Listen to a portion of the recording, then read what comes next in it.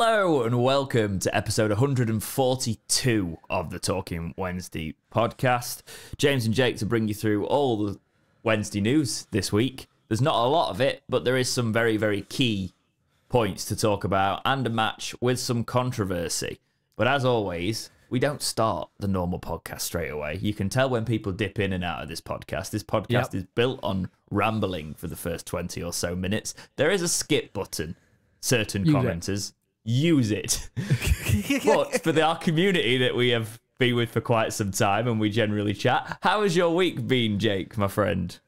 It's not been bad, you know. It's that weird thing, you know, where the weather's like just suddenly changed and like your mood changed. Like, I hate when the clocks go back because it's like you wake up, it's dark, you go pick kid up from school, it's dark. So I'm trying to like get myself upbeat and try and do stuff.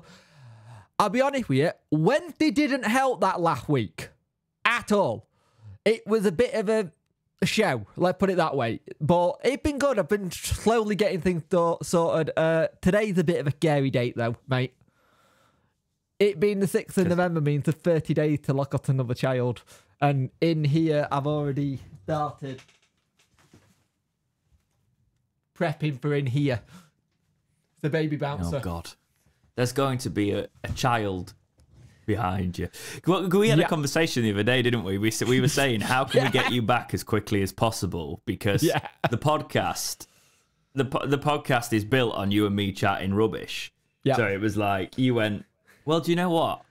I used to just put the other baby, the other baby, poor lass, the other baby, she used to just go behind me when I used to be recording videos. She either used to go behind me or I have one of these, like, it's like a baby lap thing and they sit here.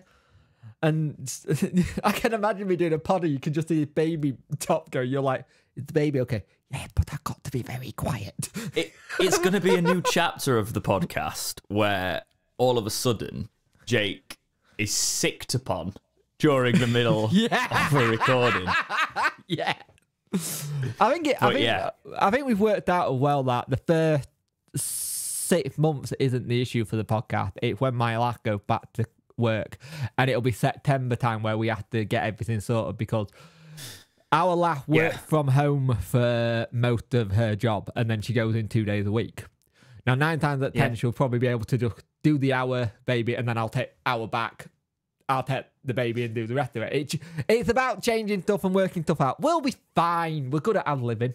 Well, we talked about that. We want to keep you and me as much as possible. Obviously, we've got Jack to do bits, comes on monthly sort of thing. We'd probably potentially down the line look for somebody else to contribute a little bit. We don't want to build it too much, but having people that can come on and sort of offer a different perspective is actually quite refreshing sometimes. But we do very much want to keep it at the core of what we've got with, you know, different perspectives coming on to keep it fresh as well. So it's something that we'll explore. I can't not talk to you because as my other half says, you're my Monday wife. Yeah. How's your week been, my friend? It's all right. It's been all right. I had a couple of days off. I had... But only a couple, really, and a lot of it was life admin stuff. That reminds me. They got that Spider-Man controller at game at my local. Yes. Yes, can you get it, please? I'll speak to you afterwards, and I'll go and see if I can get it. Please. Because I was thinking this the other day. I was like, have you got it for me yet? Because I haven't got it at any of my local games. But yes, I went around. We got a lot of life admin stuff done, just trying to do some bits. Soph didn't have any days off when I had a couple of days off last week, so it was sort of like I was just trying to get some bits done. Playing quite a bit of Spider-Man, actually. I finished Spider-Man with some free time. It's very good. It's buggier than I expected. You know, I will say, like, people gave Bethesda a lot of stick for like their bugs over time, but I had less bugs in Starfield than I did in Spider-Man, and I can't believe I'm saying that because I play both consoles and I play a lot, and I saw nobody really mentioning the Spider-Man bugs, but there is this sort of like thing about everybody wants to have a go at Xbox and a go at Bethesda now they belong to Xbox and a go at Activision now they belong to Xbox. And I'm like, can't we just all enjoy everything? I like both consoles. Yeah, that's the problem. like all You're the not games. allowed to do that. Like, it's against the law apparently to like PC, Xbox, and PlayStation all at the same time. Like, they've all got really decent stuff. The thing is, the thing I'm currently playing the RoboCop Rogue City. Really like. I've heard that's pretty good. Actually, really good. Like, actually, got some good. It's reviewing RPG it sort of like a elements. 7, but I recommend it. Looks, Yeah, I think you'd enjoy it. I think it's one of those things that I will have a look at. But yeah, to be honest though, Spider-Man, it is a flawless game. It is not a flawless game, but a flawless like sort of like Spider-Man experience. Yeah. Do you know, like in terms of like game quality, it's absolutely fantastic. The city's beautiful. It looks incredible. The moving's brilliant. They've brought in like this web sort of like gliding feature, which I'm not a massive fan of, but it does help you get around the city because obviously it's in different parts now and you're going across water a little bit more. So you've not got things to attach webs to and stuff like that. But yeah, it was nice. I've not really been gaming. I've been so busy that, believe it or not, that I've not really been doing much of that. So yeah, I've been doing that. I've been doing the FIFA Evolutions as well. I've managed to get a back line of Wednesday players now in Ultimate Team that are evolved. Nice. They're not amazing, but I've got like a 77 rated Liam Palmer. I've still got the 71 Awekwe, but I'm going to try and put him into another evolution. I've got a 76 rated Bernard. Yeah. Which is not too bad. And a 72 rated Reece James. But Reece James is one that you should really look out for if you're playing EAFC at the minute with Ultimate Team, because he's got the centre mid position as well, so he fits in a lot of evolutions. And it's the same with Palmer because he's got the central defensive midfielder position. I'll tell you something. And now I'm currently doing Windass to get an 81 rated Windass. You up? I'm waiting for the squad update because the squad update should give you Bailey Calamarchi in the team.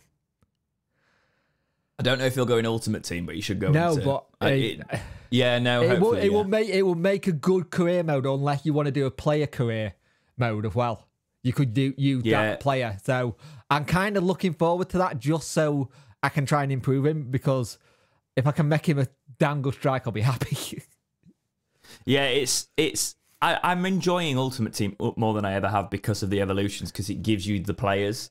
Like, funnily enough, I actually, in one of the evolutions, I couldn't fit in any Wednesday players in. I put in Knight, who got banned and sent off. I put in Knight like a month ago, and then I was like, oh gosh. So it's your fault. Because he's got a lot of positions. He's a right back, but he can be a cam as well and stuff. And like, so I had him at like, I got him to like a 7. I wanted basically a good Lynx Championship team. Yeah. I'm I still can't like, believe they paid $2 million for him from Derby. Well, that's the thing. If you watch my last career mode as well, Knight got us to the Premier League on that career mode. Yeah, he did, didn't he? Yeah. So it's like, I signed him from Derby when we were in league, when we just got promoted to the Championship.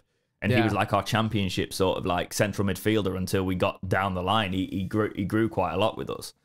But yes, that's all the virtual talk out of the way. But yeah, it's been good. Just getting around all of those things. I'd also, before we get into any of the topics today, we just wanted to, me and Jake, and behalf of Talking Wednesday, wanted to send our thoughts to Beastie Steve and his family, because he provided an update on his health situation this morning, and unfortunately it's not good news. So we just wanted to say that all our thoughts are with you. I can see sort of how much he's fighting this, and it's admirable, and my thoughts are with you. And Jake, if you've got anything to add. It's one of those things. He's a little bit like Tango. He's always ever present as a Wednesday fan. You see him at the games. If you've ever sat next to him, it's such a whirlwind of emotion when he sat with his daughter and they're just doing the Wednesday thing. It's one of those things where it'll be a big myth to the community, but our thoughts are with you and your family at this time, and we just hope you can make the most of what's going on till whenever it does happen. Yeah, because as Jake was saying there, it's already a miss that the fact that you can't currently get to Hillsborough, and as I mentioned recently, the sooner you can get back there and see this Danny Rule team, the better. So all our thoughts with you and your family, mate. So moving on to this week's podcast, remember you can leave us reviews, join our Discord under membership, all sort of things like that available for Talking Wednesday. Follow us on all of our socials where we'll keep you up to date if there's any movement on any podcasts, or if a live podcast is coming, that's at Talking Wed on Twitter/X, which is weird still. Yeah. It's going to be like the artist formerly known as Prince. It's going to be like for a while. Twitter, isn't it? Sadly, yeah. But before we get into the football topic, we're bringing one of these back. Remember to write these in; they're fun. So Maple Leaf writes in a community topic and says, "If you had 3 wishes, what would you wish for? Nothing dodgy, like more wishes." Now I feel like we might have answered this once, but I don't know if we did. So have we answered this before? I think we have, but I think it's been a long time. So shall we redo it? We could, because we haven't had a silly one in a while, have we? Go on. I would wish for my mortgage being paid off, because that's just something, and not having to pay that off every month would be lovely. I'd like to see Wednesday with a stable ownership and in the Premiership. Is that really bad? So we're moving to Scotland then? Yeah. Oh, Christ, yeah. We might actually win it then. Yeah. And my third one would be a steady income, because I wouldn't want like a stupid like 1 million or 2 million, because it's one of those things where it doesn't last long, but a steady income that's a decent amount each month that you can just build on and save. Okay. And one more wish? That's 3. I don't know. Oh yeah, of course you did. Well, I'm just going to go... I'm going to go for unlimited money, because if it was for just one person, it wouldn't technically crash the economy, and then I could use it for so many things that I could wish for. So I could wish for like better standard of education. I could invest in education. I could wish for better standards of housing, more accessible housing. I could invest in all of that. That just sounds like money. You want to be an MP, not wishes. No, Prime Minister. I like to try and dangle it. Basically. No, basically, how can I make other situations better? Yeah, without completely crashing the economy. Is if I had unlimited money. Yeah. Then it's not a case of. It's a case of I can invest it in the right places where morally my choices want to go, which is a selfish wish. But I'd like to think I could do some good with it. Do you know what I mean? It's selfish, but also at the same time, doing good at the same time. That's your first one. I'm basically not just saying, because it's like, I'm not just saying just keep printing money. And I'd also buy Wednesday. Please, if you bought Wednesday, money. could you not like do statements? No. No, I'd do a statement a day. I'd be like, "Hey guys, this is the Wednesday you just make Wednesday TV and just have a stated address every day. Today I got up and had my cornflakes."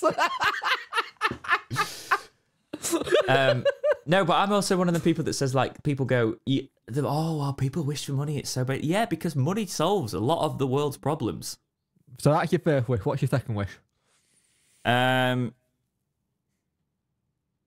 I would wish that we could get rid of crime, the majority of crime, like especially like the violent crimes and theft and those sort of things. Again, though, my unlimited money wish, if I put in things that you could reduce it, you could go the politician route. And let's do a silly one.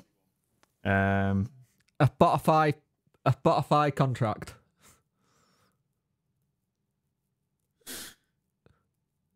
I wouldn't do something stupid like immortality or anything, because I think that is a vain thing, and I think you would get tired of living with everybody else dropping around you. Do you know what I mean? But what I would say is that's a really bad conversation to have as well. What happened to your best mate? Well, I've had about 18, and it's not been looking good. Well, it's one of those situations, isn't it? But what I would do is I would potentially want to keep my ability for my entire life. Right, get you. So it kind of like not growing old, but able to still do things. Yeah. So still having like full mobility, still having, for example, I don't have an amazing voice, but it does get me bits of work. Do you know what I mean? Yeah. Not having the thing when I hit my 60s and I lose my singing voice completely. Stuff like that. You know, that would be ideal. You're going to be one of these blokes when you hit your 60s, like you're at a working men club doing the Sunday circuit, aren't you? Yeah, well, also, I thought I'd have no hair by now. So the fact I've got this, you're doing well, then. I'm all right. Yeah, do you know what I mean? Like, he says, touch wood. This is the bit where he comes on one day, it's a wig, and he's just flat bald. It's just a very good, impressive wig out of horsehair. Well, we're like 18 minutes into this podcast, and I think I purposely did that because some people have been moaning recently. So don't push me, all right? That's what happens. Don't poke the bear. Let's move on to the actual football part. I'm deleting any timestamps as well, by the way, just to annoy you, because usually I timestamp when we talk this much because I'm like, oh yeah, that's a bit much. I'm on one today. So let's go into it. So this isn't going to get much better. Sheffield Wednesday played Bristol City this week. Jake, talk us through this one. You know what? First little bits into this game, I thought we were actually playing really good football, knocking it around a bit. The interesting thing that we had Gasserman and Masaba. I'm going to say that wrong again. Anthony. You've said both of them wrong. You've said Gasserman. Gassama, that's it. Yeah. And Musaba. Anyway, we had both of them playing at the same time, which was interesting. Because I think that's what they were brought in to do. And remember, with Deji, we don't have to register him because he's under 21. So we don't have to have that issue. But it was good to see them link up and play well with Smith down the middle. Yeah, Windaf being injured is a slight concern. But I thought we looked okay, played some decent stuff. But the turning point was the Barry Bannon sending off. Now, I still think it's a half red. It's a yellow at most because it's outside the box. Now, is it a goal scoring opportunity for you, personally? He got Dawson and Bernard. It's not there. a clear and obvious. It's not a clear goal because for me, this is the thing that I've got with it. I understand why it's a card and it's a foul. For one, it was a case of Barry Bannon had his momentum, but he also knew what he was doing, bringing the player down. Yeah, however, there was so much left to do. The position was covered. The centre-backs was fully covered in the box. The keeper had adjusted his position. It would have took a really good strike from Knight to finish it off there. Yeah. There was a lot of work still left to do. So for me, I think he could have potentially I think Knight could have actually stayed on his feet as well. Yeah. Which is why it's like he could have actually stayed on his feet and got a bit further forward because it's not like he completely legged him up. He got the contact on the back of his shins and went down. The ref has been poor as well. I think that's like his 4th or 5th red card this season, and he's mainly done National League. And this is the thing, I'm all for referees needing to step up and learn other leagues, like League One Championship. But when something like that happens, you do question the whole refereeing stuff again. And I hate talking about games where it's stuck. The problem is it won't get overturned, Jake, because if you look at that, and especially if you pause it and you don't look at it in real time and you look at the image, you go, oh, well, he could have easily he could have easily taken a shot, couldn't he? And I'm like, well, no, that's not what happened. In real time, it's a shocking decision. I don't know if we'll appeal it. The part of me that thinks we should, but the part of me that thinks we shouldn't, just in case it doesn't work and he gets another ban on top. Because sometimes that does happen at times, depending on how the feeling. Well, no, because the thing is, right, usually another ban is for violent conduct. Yeah, true. So it's a case of there's no way that's but the case. I don't trust them anymore because there's no consistency. That's the issue. There's no consistency when it comes to this. It only takes someone to be sat there who's had a bad day going, well, you put an appeal in, that's stupid, I'm going to give you another ban just for appealing. You don't know anymore because that's the problem. There's no consistency. And before that, what was Dawson doing? He had 2 people either side he could have passed to, and he passed it to Bannon. I don't understand that. That was poor judgment. And the Dawson-Vasquez situation, it's going to get talked about time and time again. And the problem is, I don't think we've got a good situation with either. I'll be honest. I think you're going to have a situation where maybe in January we're looking for a keeper, because I don't think I'm convinced with either one of them. But then again, I haven't seen Vasquez in a Danny Rule side playing, so we don't know. The problem you've got is you take Dawson out, you've got to take him out until at least January if you take him out now, because you've got to give Vasquez a proper run. So does he try and give Dawson a couple more games and see where we're at? Because the problem is you need to build up a keeper's confidence as well. So you can't just keep chopping and changing them. He needs to know when he takes Dawson out, it's Vasquez until he gets a new keeper in, because he can't put Dawson back in. No. I think you look at the game now, I think we did all right up until then, and then we had to just play the numbers, and that was the issue. Playing the numbers was the big problem. Like in that first half, Gazerman has a really good chance, and the ball goes over top. I know what I said, shush. I'm not saying anything. A ball goes over the top to him. He checked it and takes it, and then he also has a really good run from our own box, and he just couldn't get his feet right. And it showed there's such good players in this squad that we have actually got in the summer who could be quality if we give them the time, and especially under Danny Rule. And I think you got to the second half and you're thinking, right, if we can just come away from this with a draw, I'd be happy, because I don't think we deserve to lose it.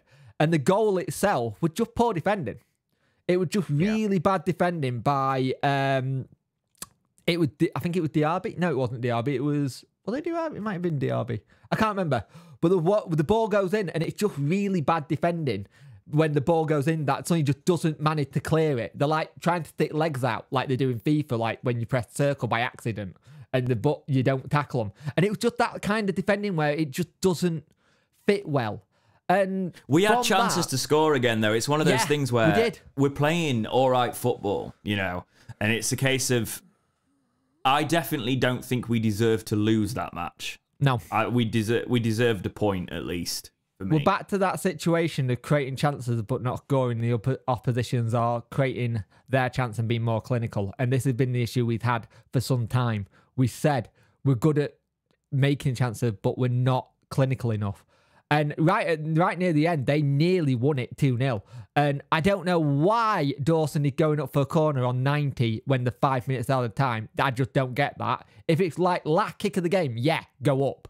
Not when they're 90. I don't agree with that, Jake, in 90, because I think there's not a lot. They're going to time waste a little bit in that time to try and see out the game. If you get a goal, it resets everything. Do you know what I mean? Yeah. And I know he has to run back, but it's a case of like, you've only got that 5 minutes anyway, and the time you only usually get to play about 3 of that anyway. You might as well go and try and header it in and then get a pelt on if you miss it. Do you know what I mean? Because we're scrapping for points. I'm all up for going for. I just don't think on the first minute and 90 is the right time, kind of thing.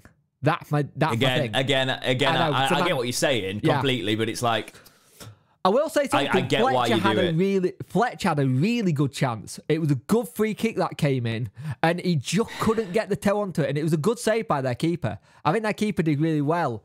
And just talking on I'm that, seeing some people try and like come up with a redemption arc for Fletcher, and I just can't see it, Jake. No, I can't. To be fair, if he scored, we would have all celebrated. But I just don't see how he fits in this squad. But before when the corner goes in, they go on the sprint. Dawson ain't getting back. Akin absolutely just bombed it. He was just going for it. And he just, you see Dawson in the background smiling, going, yeah, he got this, I'm fine. It's just a really weird smile you see on Dawson's face. Do you know, for Mayo is the sign of when it's not going well, you just keep working through it and you keep doing your all, because the one thing you can say is his attitude seems great and that sort of thing. Wednesday 1-0 down, he knows he's probably he knows he's got to do something to even keep hope alive, but even just to stop us like conceding 2, the desire to get back there and get that challenge in. I really like him. But I hate that he was being played at left back, played at left back through the time. And the fact is, it's a case of he's not a left back, but he's still trying. There is a player there. Do you know what I mean? I think what I liked is that. Why am I saying? Do you know what I mean? Have I turned into an Oasis tribute act? I don't know what. I'm saying it loads. What gets me is I can imagine from what we've seen from the inside footage from the Rotherham game is Danny on the sideline just screaming and going, go, go, go! Like, just scream. And I love that. I love that. He gets so animated, doesn't he? He's so calm and so collected. And then on the touchline, he's like, I'm like, yes, that's what you want. There were bits in this game where Chris Powell got a yellow card because he was getting annoyed with the refereeing decisions. I think he didn't ref it well. But the fact I think that we'll appeal it. I do think we'll appeal it, but I don't know if it'll get overturned. Yeah. I got this thing, right? Even though we've been 1-0 down, the team was still busting a gut 110% to try and get something. And that's something we didn't see on the Cisco. It would just go, heads would drop. This team now actually look like they give a damn. That they want to do something. That with the whole week we've had, which we'll get into, he's just managed to calm them down, get them carried on, and go as it. It will come. The problem is, if it comes, we're going to have to do one of our usual January to end of the season runs to try and do it. But it is feeling like it's about to turn. It's just there's a couple of pieces missing. We know it's a striker possibly in January we need, a goalkeeper possibly, and something. But the thing is, you look at the squad, you keep Momo Diaby, you probably send Hendrick back, Butley will get recalled, and Fletcher go back. Will Buckley get recalled, though? We're saying this like it's a certain thing. I don't know if he will. I think he will. Their manager was very much saying that when he got loaned out, like, we'll probably recall him back in January because they're not in a great position, to be fair. Blackburn. But I think this is the thing. You look at that game.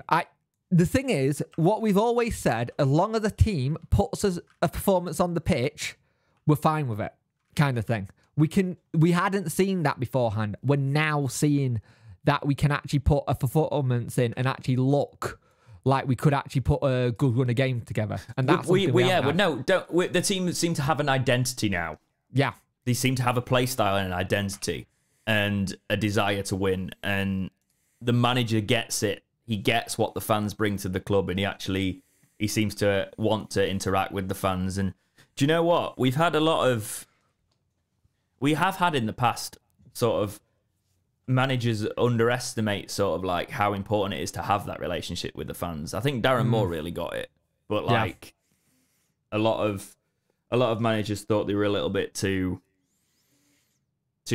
probably not good for it, but there was a disconnection there. Do you know what I mean? Yeah, I know what you mean. And Zisco was awful with the fans. Oh God, in awful terms with of fans, awful with the media. You can tell Danny's had a lot of good media training. Let's put it that way. Yeah. But and obviously, a week wouldn't be complete without something happening on the Chancery front, would it?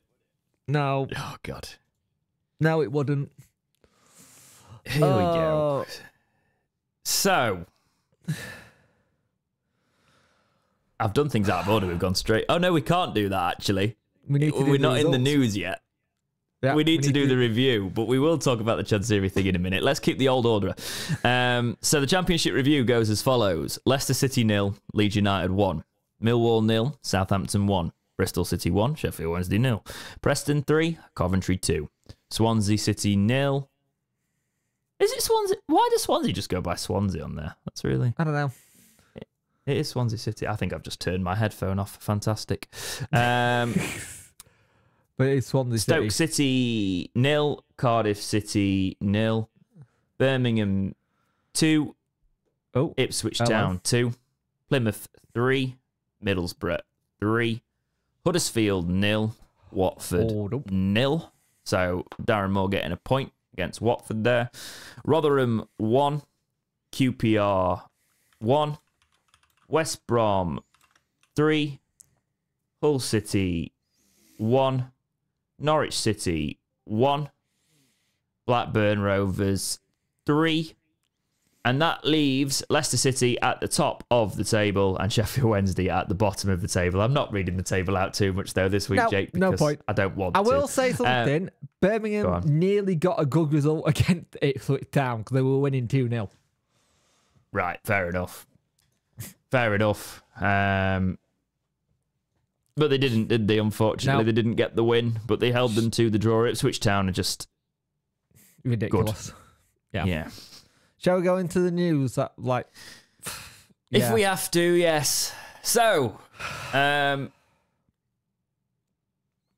think we recorded the podcast before he said it all, didn't we? He did it Monday night. He did it like it was like Monday, Tuesday night kind of thing. Right. So, to catch you up, Deshvan Chansiri was talking to the Star, and he if you've not heard it, he said he was quoted as saying, the fans, if every fan paid £100, we'd clear the £2 million that we owe to the HMRC. We have a situation where if we don't pay this within 10 days, we potentially face a ban for 3 windows, that sort of thing. So that comes out from the Star. We all react to it. I've already spoke. If you are a follower of my channel and not just the podcast, I spoke to you. Jake spoke to you. We've all had a chat about it, but we haven't had a chat about it. But I think we should talk about when we heard this. Obviously, Jake, there was a statement that follows from Chansiri, which we will read in a second. But when we first heard this, we went off the deep end a little bit, didn't we, Jake? I went off the deep end on the Friday when we got embargoed. Because for me, 1 embargo is embarrassing enough. To have 4 in the ownership of the club is really bad. Now, my situation has always been, as long as he's paying the bills and people are getting their wages, then I'm okay with. Granted, it does get sorted in the end, but it shouldn't have to be this situation where something comes out and says, if we don't pay this, we're in trouble, it's on you. Well, sorry, where's the season ticket money gone? Where's the shirt money gone? Where's all that gone? If our overheads are that expensive, why the hell is something not being done to put more sponsorship coming in, more people to bring more money in? This is what I don't get. I've never understood this. And the line in the statement that really worried me was, not the statement, the stuff from the Star article, was the money in the bank situation and cash flow thing. This isn't the first time we've had a cash flow issue. We had it just before COVID in 2019. He said there was a cash flow issue then. If there's a cash flow issue, why is something not being done to fix that? Why isn't there reserves? Yeah. This is the thing. The thing with cash flow, right? It's funny, isn't it? Because he talks about cash flow, and that reminds me of people that have to work paycheck to paycheck, like most of the Sheffield Wednesday fan base that you always talk about and make us spend a fortune. Cash flow. It's just 101. It's just a not great situation because he's talking about how certain staff won't be paid, certain playing staff won't be paid. There's a chance of all of that. That all happens. Everybody goes nuts because we're fed up of it. He comes out and tries to clarify some things with another club statement. Can I just have the quote that he said in the Star? We have a problem with cash flow. Money has not come in time, and you have to understand that my business investments do not keep cash in hand. We never keep money in the bank. We spend and invest, and of course we need to get the money back. If cash flow is bad, then we have a problem. I'm not broke. The problem is cash flow. What? I understand that. I do understand that because a lot of people's money is tied up in other things, investments, assets, things like that. But it's a rich person problem. Yeah. Do you know what I mean? And if you are running a business, people still need to be paid. Yeah. Do the statement. Not like we'd have more statement than from the Wednesday website. I know. We would have 24 points, by the way, if we were counting statements of three bloody wins. 3 points per statement. Deshvan Chansiri club statement. Further to my interview in the media earlier this week, I would like to take this opportunity to expand on some of the detail and also provide an update to the situation. I can confirm that all our players and staff have been paid their salaries in full. I can also confirm that the outstanding HMRC amount has been satisfied and the EFL embargo will be lifted. Regarding my interview, I agreed to do this because I was asked and I wish to be as transparent as possible. I was asked questions and provided answers at that time. The business world moves very quickly, which I stressed. I received funds due to me, which allowed me to transfer funds to the club. Money owed to me was late, and this had the potential to impact on the club. I explained there is a big difference between the cash flow and the cash in the bank. Money is moved around in business on a daily basis, and the current financial climate is impacting on cash flow for businesses all around the world. Thankfully, as far as we are concerned, the issue is now resolved. Which brings me to the situation of fans donating money to save your club. When I was asked what would happen if money owed to me was not paid in time. I said if 20,000 fans paid £100 each, it would resolve the issue. I was making the situation totally clear if I did not have the available funds, but ultimately it did not come to that. In business, what happens can be very different tomorrow, and right now this is finished. As I said in the interview, there are no games here. This was a serious situation. I understand that some things are hard to hear, and believe me, some things are hard to say. The bottom line is that Sheffield Wednesday means everything to me, and I will always try my best and do my best for our club today and tomorrow. He does say if in both the things. He does say if, which means if there is an issue. So it's not an issue, but if I need to, this is what we need to do. But my thing here is, we have fan base and people who've been near you and close to you have been turning around and screaming for you to get people in to help you a little bit more. And each time someone's done it, it's seen as a criticism. Help isn't a criticism. No. Kind of thing. Now, I'll let you go first, because, yeah. It's so hard, because as someone who's always said, like, from the start, you could see his heart was in it, and then he does the thing, he talks about how he cares for the club. But Chansiri, if I'm being blunt with you, all of your words recently, you can talk about you'll always do what's best for the club. What you've been saying recently is very contrary to that. Okay. And if you genuinely mean that, you've done a lot to make the fans believe that you don't mean that anymore. So you cash flow is a legitimate concern, but he talks about how the times with him, the current economical situation has resulted in businesses not being able to give him the money in time, but luckily we don't need to worry about it this time. How can you have the irony, the hypocrisy of talking about fans putting money into the club, and what do you do for your club? Why don't you spend this much money? Why don't you spend this? I'm the owner. Why don't I do this? When they earn, as a collective, as sort of like the majority of the fans earn nowhere near the amounts of wealth that you've got. I don't know many fans in our fan base that probably would have that, apart from the very, very successful and wealthy ones. Do you know what I mean? So it's like, as a general football fan, your average football fan, in terms of like, if you were to average the salaries, it would be nowhere near the amount of riches that somebody like Chansiri has got, you would imagine. So you think about the fact that he has been so hypocritical, saying fans need to put money in, and then he's saying that cash flow issues might have the club in trouble, so fans should spend more. Everybody's struggling. It's just so tone deaf to me, Jake, that I'm just like... The cost of living crisis, we are already paying the highest price as season tickets and ticket prices in the league. We are already the team that, the lovely bobble hat that Josh Windass was wearing in his interview? That bobble hat at every other club is 15 quid. Us, 26. Why is our shirts 60 odd, where people are with the same people making it are like 45, 50? There's an issue here. If you are having to, in a sense, tax the fans for the money, there's a problem.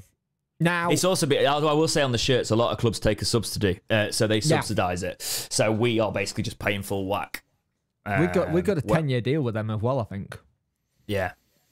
So a lot of clubs will take a small hit. I think the problem is that I know people are like, well, it's been paid now, it's not an issue. That's not the point. The point is it shouldn't have been an issue in the first place. The thing is, like, you went from Monday telling us that we all have to pay to Wednesday, and I understand business move fast. You get the money, it's all done. I get that. I understand that. But the problem is you've already had a season where you've made the entire football club about you. And that's been it. And that's my issue. The football club isn't about you. You've made. Do you know what? I never really had. I never. You know, until recently, I was somebody who didn't really have too much of a problem with him putting Chancerio, and I was like, it's his little ego project. But now when I look at that stand, I just want somebody to paint it all. Yeah. I'm like, it's he's lost everyone. Yeah, the small minority that will support him. Like the thing is, I'll say this. I want him to do well if he's going to be the owner of our club. But I'll be honest, he's not making me want him to be owner of our club at the minute because he's not done. The fact that this was a threat. It's almost like do we need to turn around, Jake, and praise him for paying the tax bill and praise him for doing what he should be doing and paying all the but that's his job wages as and owner. Things like that. Yeah, exactly. That's your job as owner. Like, the thing is, I will always respect Chansiri for the amount of money he put into the club. It's the most money any owner has ever put in. I will always praise him for that.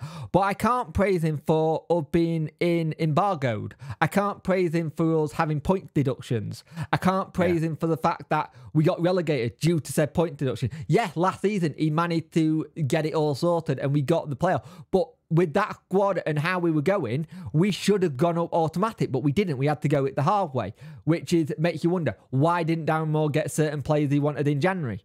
The thing is, you can't run a football club on the cheap, and if you do, you need to have a damn good recruitment team and a damn good transfer policy. The problem is, whenever we've done transfers, the goalpost gets moved all the time with sales and players coming in. Now, we've only done... into the whole of the time he's been here, we sold Jack Hunt, Lucas Yao, and Alex Hunt. That is it in 9 years. The rest of that money has been free agents gone. That ain't good enough. You have to bring in money from sales. Even if it's a really good popular player and you get a stupid amount of money, you then reinvest it. Didn't we sell Andre Green for a small undisclosed? Yeah, we did actually. Yeah, Andrew Green was a... But he's still at, what, 5 players? There's not a lot. Then there might be a couple we're missing, but there's no standouts, is there? Yeah. No, it's just... What gets me is... I always said, you got my support while you're paying the bills on time and paying people. Granted, you've now paid them now, but the problem is, it shouldn't have got to an article in the Star. And the thing is, apparently, like, I didn't see it from Alan Nixon, but apparently there were some people on Twitter were quoting him as saying that Chansiri's got apparently said either to him or he's heard that he's got no intention of selling. We don't know how old that nose is. That nose it was Sunday. Nose. It was I had Sunday. an itchy nose and I said nose, not news. It was on Sunday. Okay, fair enough. So he comes out and he says that, and we're like, okay, so that could be old news because Chansiri's always said that, and if there's somebody lined up, he probably wouldn't want to let on say anyway. anything. But it's a case of, if that is the case and he's going to be the owner, he just needs to do it right. I'll tell you what, Chansiri, the one good thing you have done recently, what we will give you praise for, is you've brought Danny in. You've done it too late. You should have done it at the start of the season, especially because we know you were looking at him in the start of the season.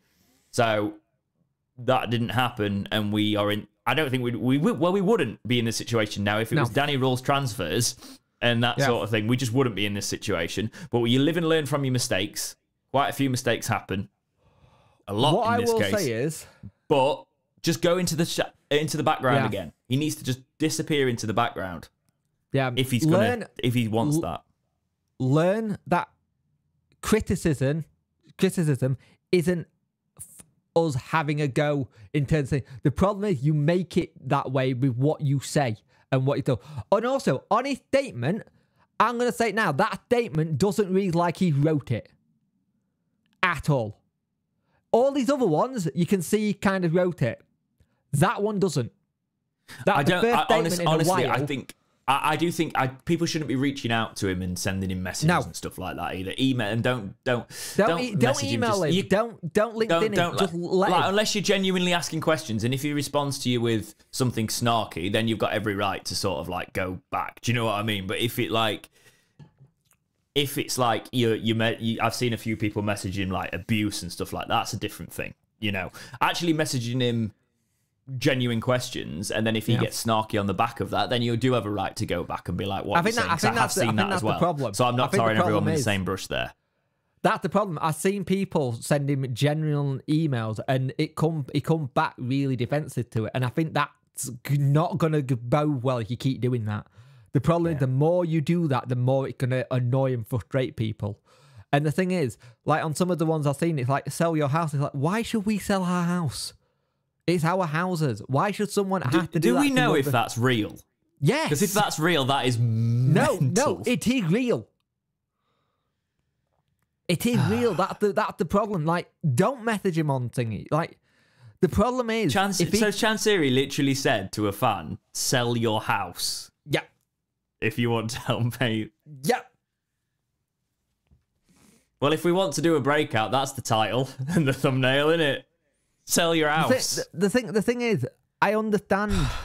The problem is, I got the thing as well. Personally, I don't want to have another breakout, and I know it's great for the channel, but because I think we're both sick and tired of talking about it. It's the sad. Do you know what the saddest thing for me as a Sheffield Wednesday fan is in that situation? Is those videos do well because of the dire situation we're in, and people are interested to hear about it, and that's the sad thing. You know, because also, equally, when we were getting promoted and I was doing those videos, they were doing as well, and I'm much happier when they're doing well, you know. But it's just part of the course. But it's also a case of, like, I always say, like, when we do videos like that, and if I make a video on a big topic like that, it's usually a therapy session.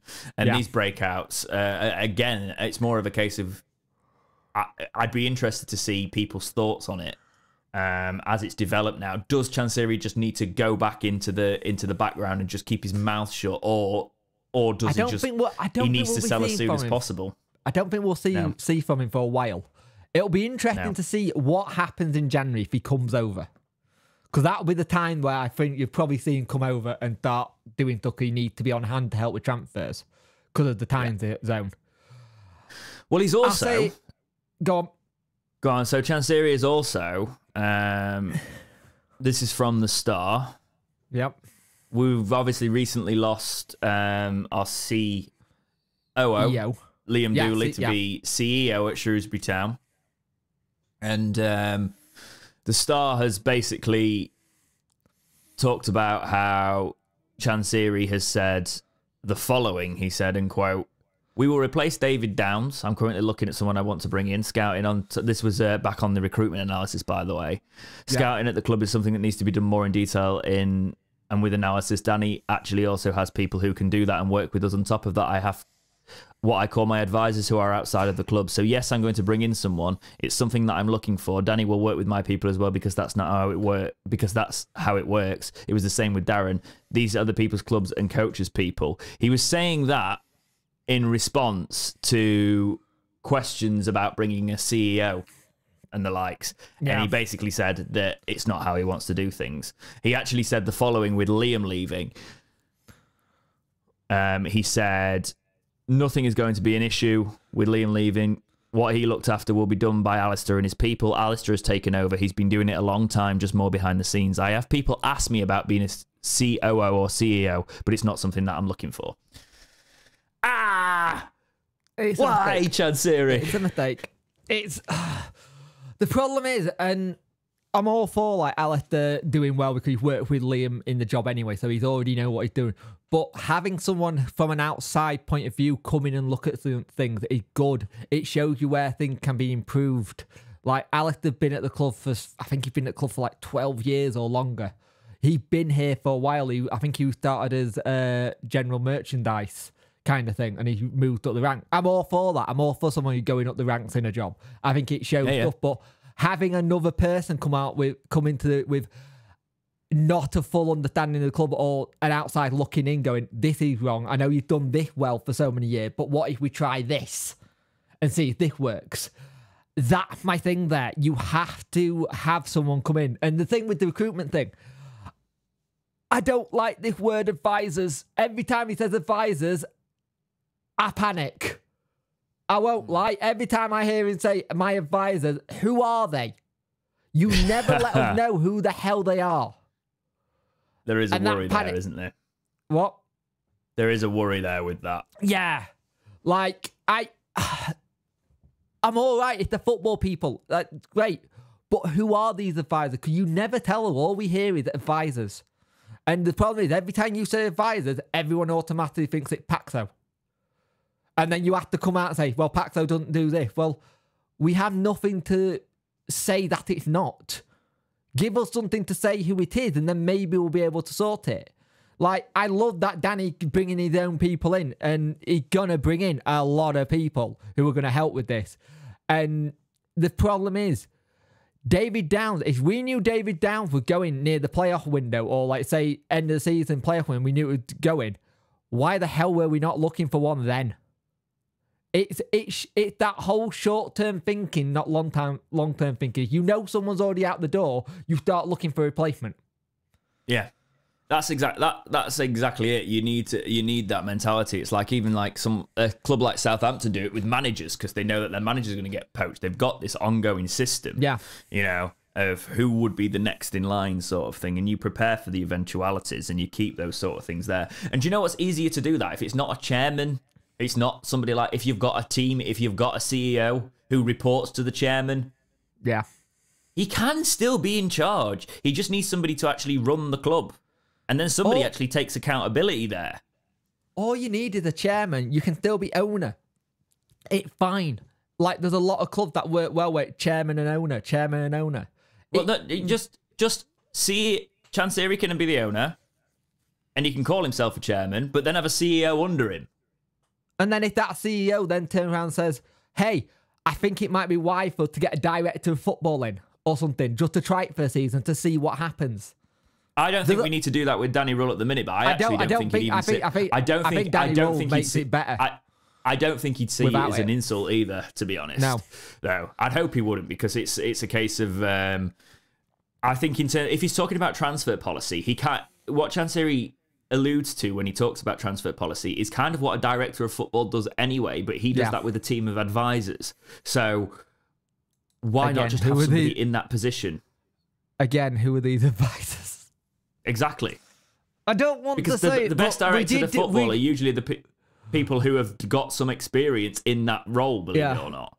I don't want to say it because we said it in the past, but last time we had this whole situation back in like 2017, 2018, and we were talking about a certain person's son who picked the manager, who apparently was help picking players, like who we should sign.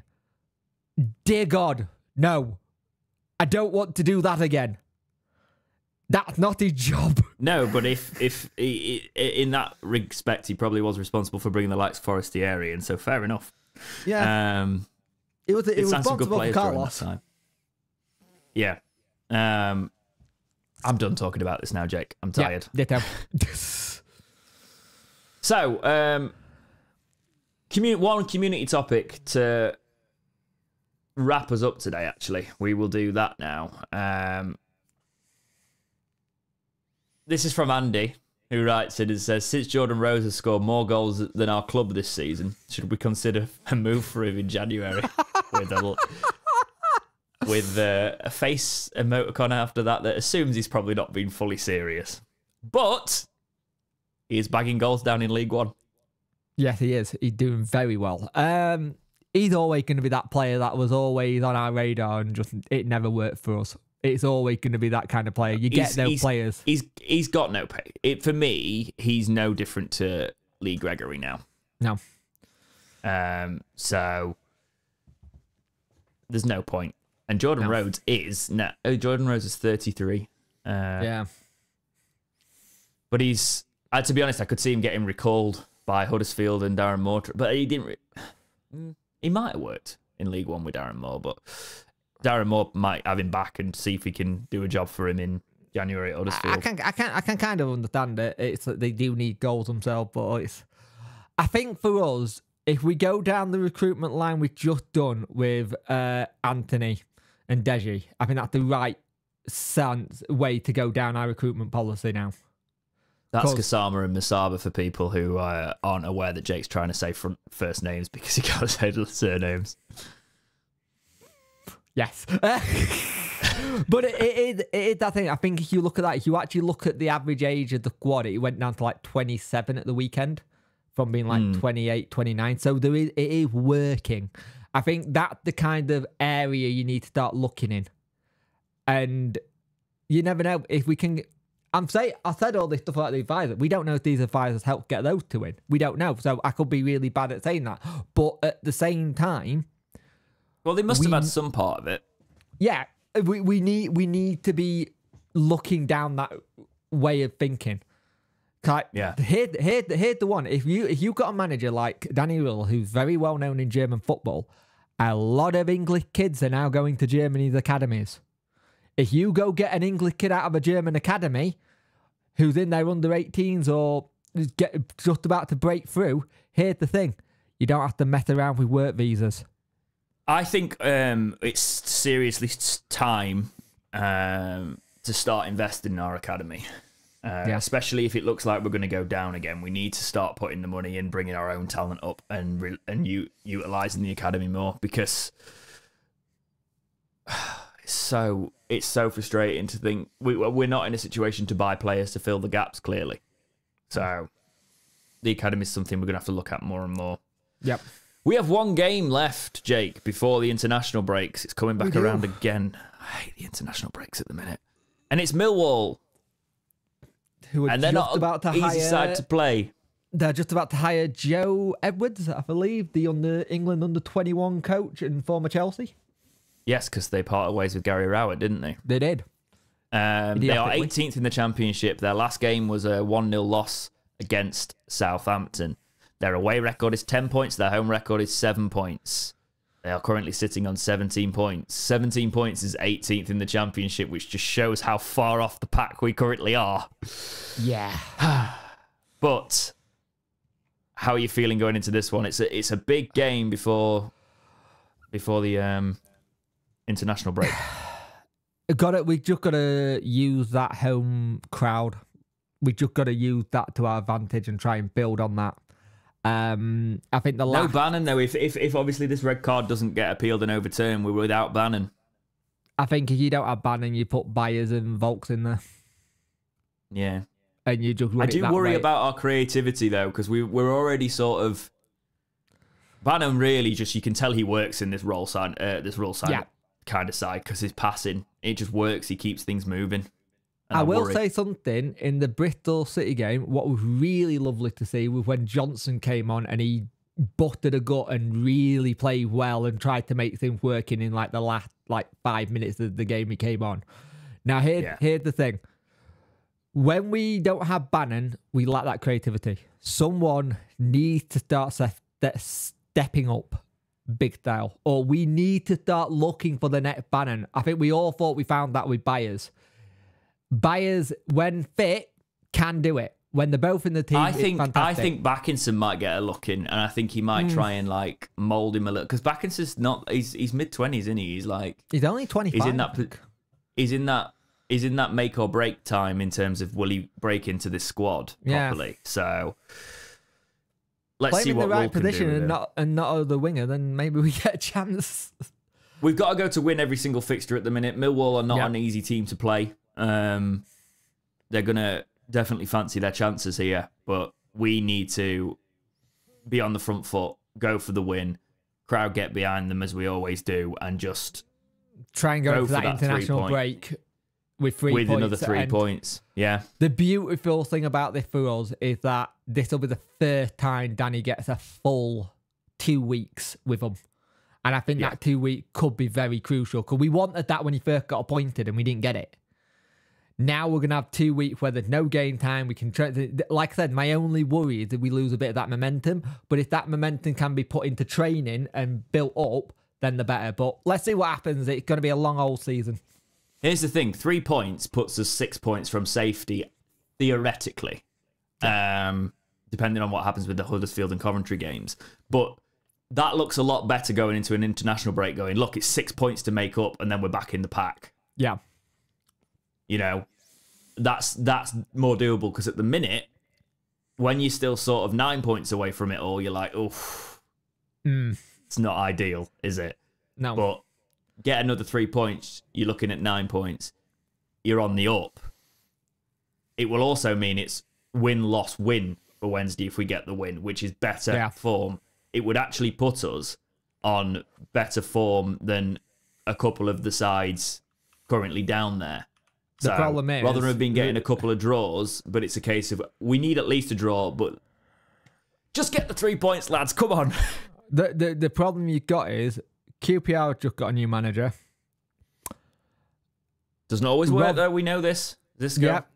Rotherham could potentially get a new manager. If you're going on form guide at the minute, we're 21st from the last 6 games with QPR, Norwich and Coventry below us.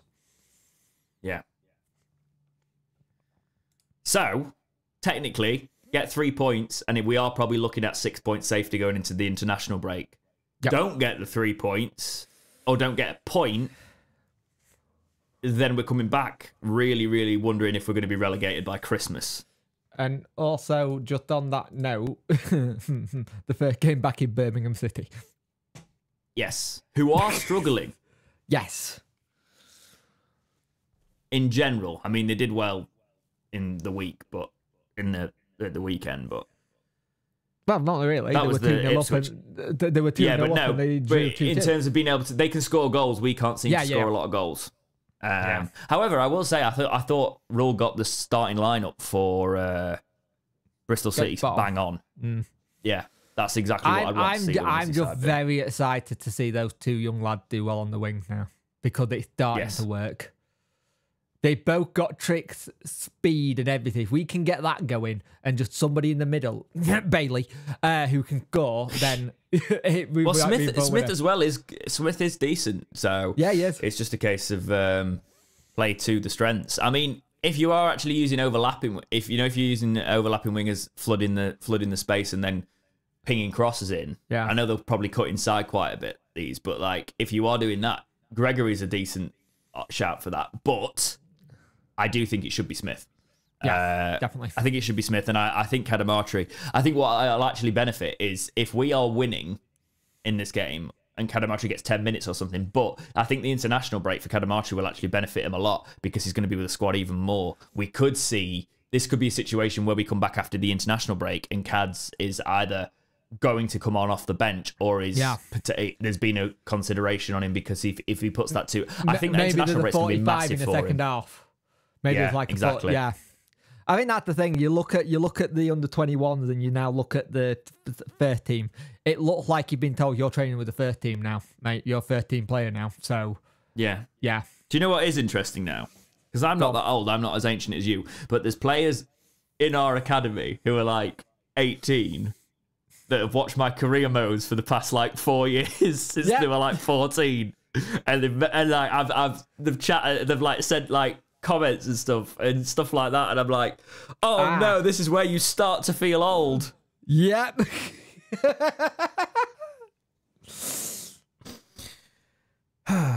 Not funny. There we go. No, but I tell you what, podcast guests one day maybe. Yeah, I'd love to do an episode on that. Yeah. But anyway, that's all I've got for this week's episode of Talking Wednesday. Jake, anything to add yourself? Just enjoy your week and let's just see where we are this time Monday. Hopefully it'll be a bit better on the footballing scene as in terms of playing and someone take DC phone off in an email off him so we can't reply to you. Yes, and any ideas you've got or any topics you'd like, if maybe we explore a big topic for the international break, because there's going to be very little, and hopefully the club doesn't implode in terms of transfer statements, so we won't. We're actually hoping that international break will be quite quiet, but in terms of episodes, if there's anything you want us to talk about in that gap, leave the comments below this podcast. But thank you very much for watching this week's episode. So, week episode, can't talk. This week now, going now. I'm going to go and eat some food. Take care, and we will see you in the next episode of Talking Wednesday. See ya.